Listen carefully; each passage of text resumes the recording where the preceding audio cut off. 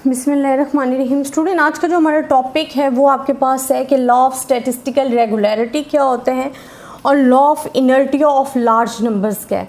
Law of statistical regularity क्योंकि मैंने आपसे डिस्कस किया भी है प्रीवियस, लेकिन मैं अगेन आपसे डिस्कस कर रही हूँ कि लॉ ऑफ रेगुलरिटी क्या होता है। स्टूडेंट, हमारे पास जब लॉ ऑफ रेगुलरिटी की बात आ जाती है तो हम कहते हैं कि लॉ ऑफ रेगुलरिटी अगर आपने डिस्क्राइब करना है तो हम कहते हैं the law state that a reasonable large number of items selected at random from the large group of items will be on the average B representative of the large group और population.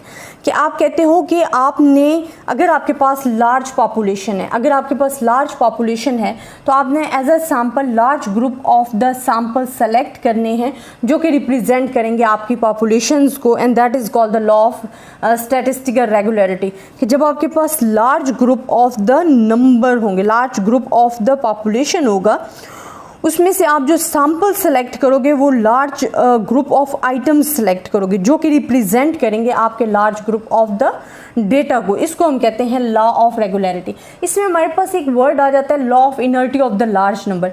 Law of inertia of the large number आपके पास क्या है and law of inertia of small numbers क्या है।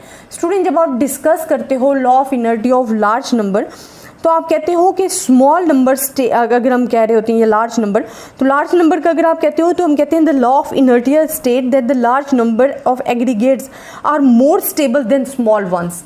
आपके पास जो लार्ज नंबर होते हैं स्टैटिस्टिकल रेगुलरिटी में या वो आपके पास मोर बेटर होते हैं, मोर स्टेबल होते हैं as compare to small numbers. क्योंकि आपके पास नंबर्स तो दोनों भी होते हैं, स्मॉल भी होते हैं, लार्ज भी होते हैं।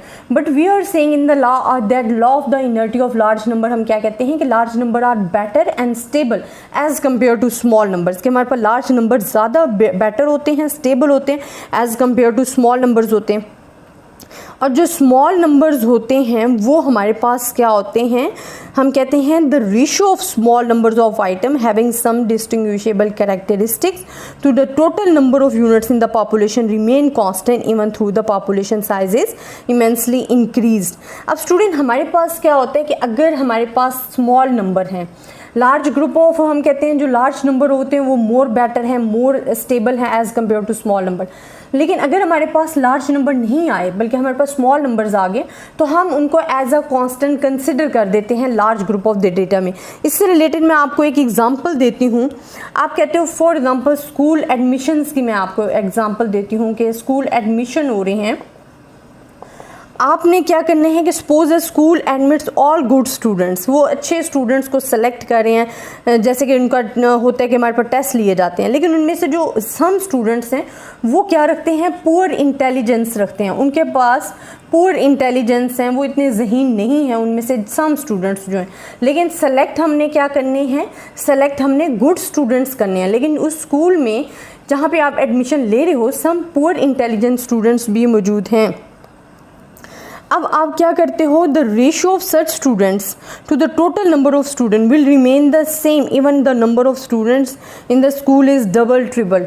अगर हम अपनी जो एडमिशन है वो डबल कर लेते हैं या ट्रिपल कर लेते हैं, इससे आपके जो पुअर स्टूडेंट हैं उन पे कोई असर नहीं पड़ेगा।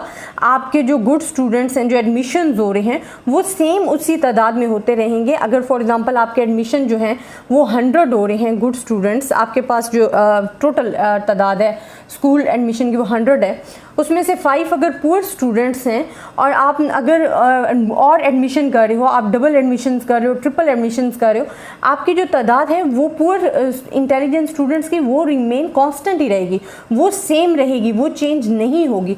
तो हमारे पास क्या होता है कि when we have the large number of the inertia, law of inertia, then small number remain the constant if population increase immensely increase, अगर एकदम से इंक्रीज हो रही है तो उससे हमारे पास स्मॉल नंबर्स पे कोई असर नहीं पड़ेगा। तो ये हमारे पास आ जाती हैं वैल्यू। इसी तरह अगर लॉ ऑफ डिक्रीजिंग वेरिएशंस आ जाता है तो law of decreasing variation indicates that the variation in a samples tend to reduce as sample size increase.